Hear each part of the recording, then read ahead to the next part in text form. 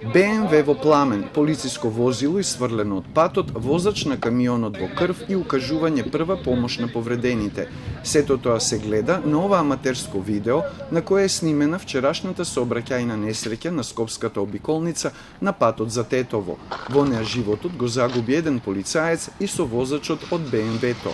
По повод несреќата, од независниот синдикат на полицијата бараат воведување европски стандарди за безбедност во сообраќајот и запирање на праксата сообраќајните полицајци физички да бидат присутни на патиштата и да контролираат.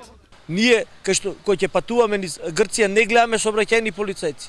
Кај што патуваме, да речеме, во една Австрија, нема сообраќајни полицајци. Меѓутоа има камери на секој чекор, на секој мост. Има сигнални простори, сигнализација која сигнализира и дава посебно апел до возачот дека движењето на таа делница е 50 км или 120, не може повеќе од 130 км, завршена приказка. После 130 км на час од движењето на автомобилот, автоматски се вклучува камерата која го слика автомобилот и сето тоа ќе се регулира на начин со што и поштата мора да работи, ќе му ја врачи казната на граѓанинот која прекорачал брзината и нема да гинат полициските службеници.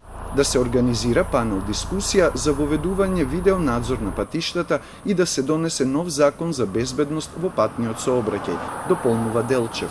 Од МВР признаваат дека немаат камери на патиштата и дека сегашната законска регулатива налага присуство на сообраќајната полиција на терен. Нема поинаков начин за контрола на сообраќајот на патиштата, зашто присуството на полицијата е регулирано со закон. Несреќата кај Скопската обиколница, за која денеска сведочат само трагите на автопатот, се случила откако полициска патрола запре БМВ со гостиварски регистарски таблички поради недозволена брзина, а во тој миг во возилото удрил камион кој бил зад него.